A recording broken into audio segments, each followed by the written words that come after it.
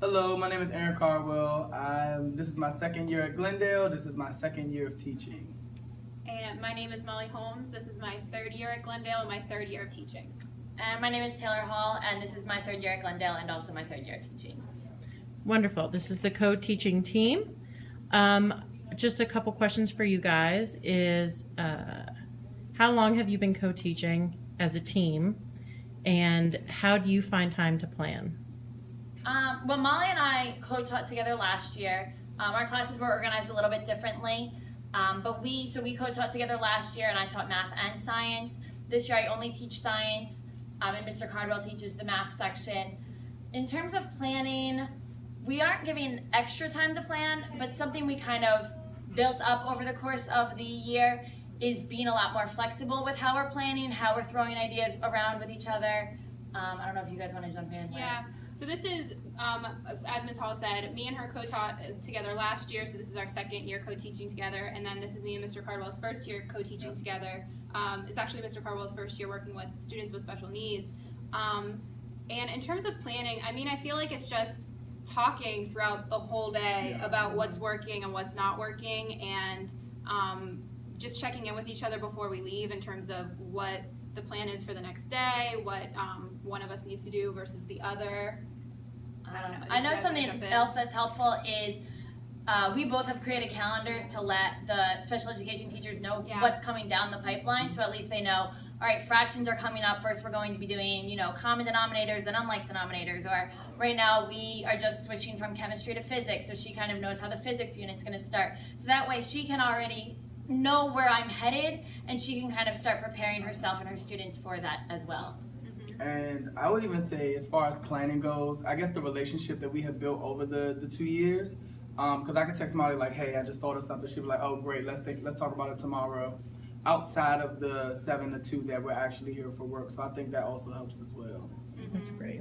Yeah. And that kind of leads into my next questions. Is what are 3 things you would like principals to know about co-teaching to make it better? I think in a co-teaching classroom there's a lot of flexibility.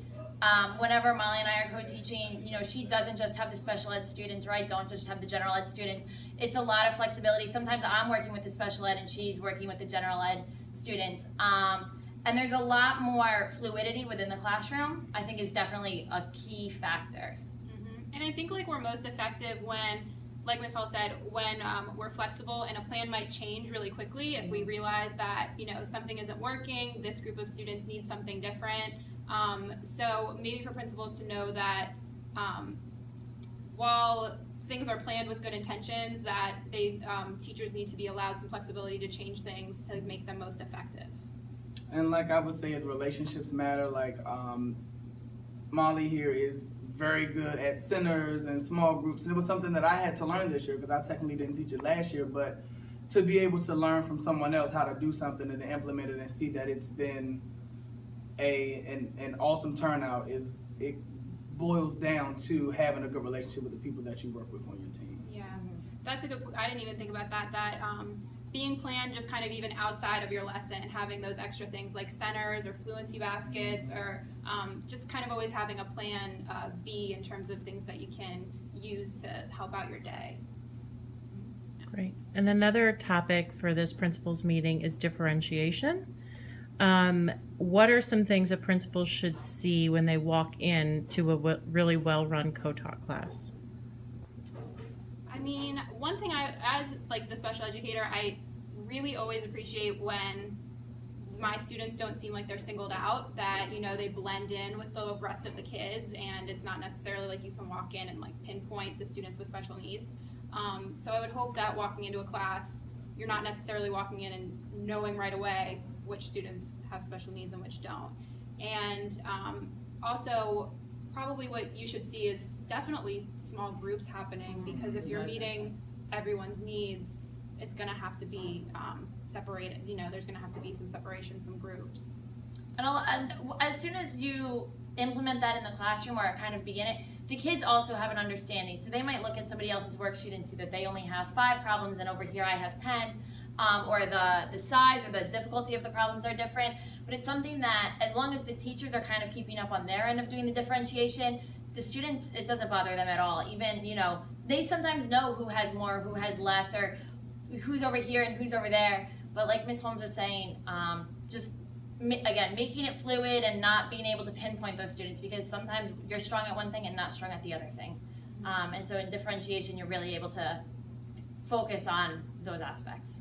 And then I would say also, as far as just remediation, taking the kids back to their kindergarten through or whatever their grade is, to have that review going, so it's not that content that was already taught being lost. So if I'm working with a small group and Ms. Holmes is working with a small group, you have another small group of students that are in a station rotation. They're actually working on something that kids can do, from your SPED to gen ed to even your tag students. Yeah. And one other thing that I was going to say is that you should probably see, like, I know one thing that Mr. Carwell is really good at, and Ms. Hall as well, like sharing documents with the special education teacher so that I can modify them, so that you might walk in and, like Ms. Hall said, there, you know, one student might be working on a worksheet with, you know, with a lot of writing on it, while another student has some sentence starters or has something else going on, so that you can see that it's tailored to each student's needs. Yeah. Great. Well, thank you. If there's anything else you'd like to add?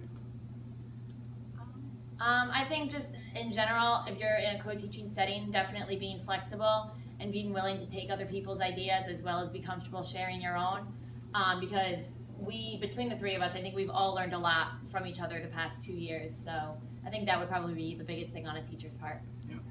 Letting everybody, knowing each other's strengths and letting everybody play to their strengths and like fill in where you need to fill in is really good. And keeping that good relationship with the co-teachers is so important, because when you're happy to come to work and you're happy to be with the people you're working with, things get done, and it's a lot more enjoyable for everyone.